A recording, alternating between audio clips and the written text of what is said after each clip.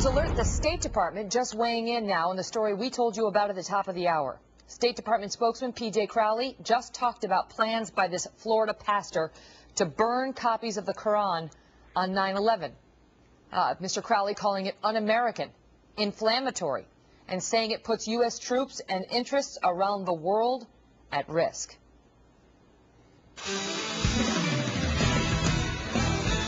Well, pass the overhaul of health care, and then you will see how very great it is.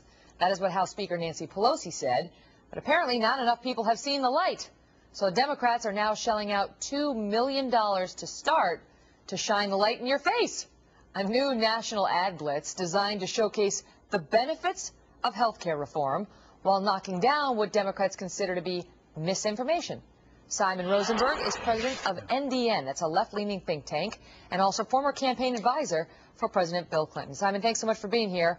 All right, so we just did a couple of stories, and they were out in the news everywhere last week about how Democrats were not talking about health care on the campaign trail, and in fact had been advised by some Democratic-leaning pollsters, don't talk about it. And if you talk about it, don't try to tell the people that it's going to save costs and improve care, because they don't believe that. And in the face of that, now suddenly we learn that this Democratic-led Health Information Center is unveiling this multi-million-dollar ad campaign to do what? Talk about and promote health care. Why?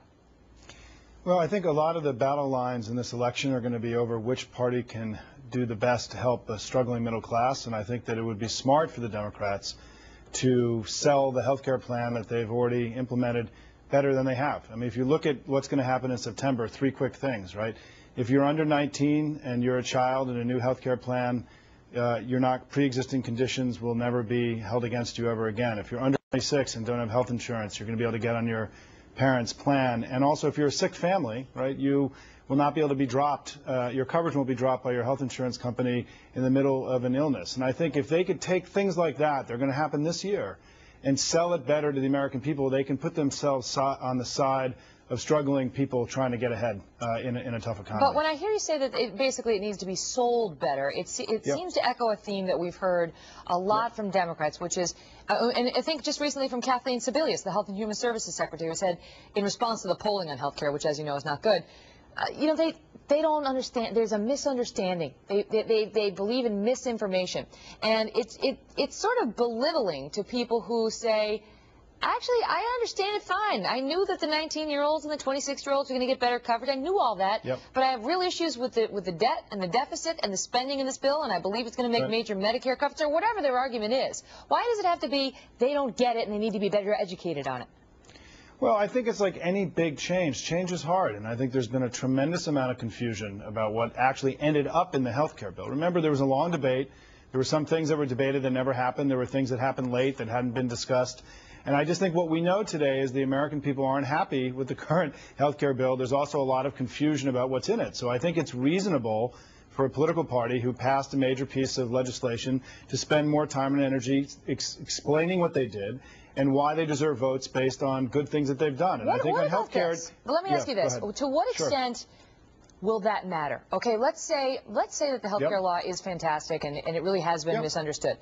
To what extent do you think the disdain, because we had Scott Rasmussen on less than a half an hour ago, and he was talking about how the Democrats, the president approval rating, the problems with it directly correlate with the disdain for this law.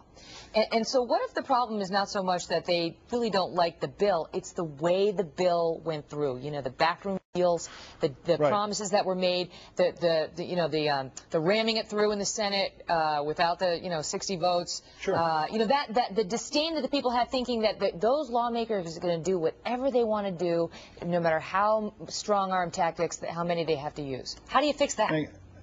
Well, I think the way that that's going to get fixed is by the experience that people have with how their health care has changed in the years to come. If what happens, the Democrats have promised happens, right, that tens of millions more people will be covered, the deficit will be reduced, and people's health care will be better, then the Democrats are going to be fine. If those things don't happen, then I agree with you, then the current discontent around the legislation will continue.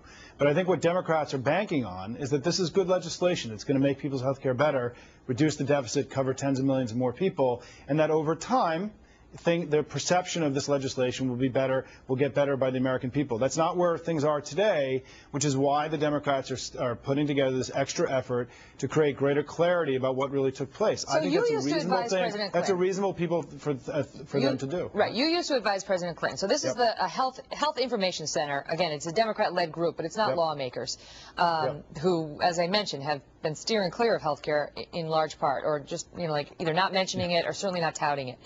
What do you advise? If you've got a candidate who's like a blue dog Democrat in a district where the numbers are not good on health care, what do you tell him or her to do on the campaign trail over the next 8 weeks when it comes to this issue? I think the first thing is they've got to win the economic debate, right, if you want the advice I would give. And the second thing is if they voted for the health care bill, and some of them didn't, then you've got to defend what you did. You've got to stick your stake in the ground, and you've got to fight for the things that you passed and believe in, and not run away from things that you've done. I think politicians get punished. Even if voters don't like what you've done, I think they worry about cowardice, and they worry about people running away from the things they believe in. So if you voted for this thing, stand and fight. If you didn't vote for it, it's easy to attack. If it's unpopular, then they're in a stronger position to either ignore it or attack it. But I think the Democrats up to your vote, whatever it was. Yeah, up to your vote. And also on this one, I think there's a lot to work with here. And certainly after September 23rd, the Democrats are going to have much more to work with than they did before. All right, Simon. So interesting. Thank you so much. We appreciate your insights on it. Sure. Well, she got a bad rap for something she apparently didn't do. Well, or so she says. But it was too late to save this news anchor's reputation.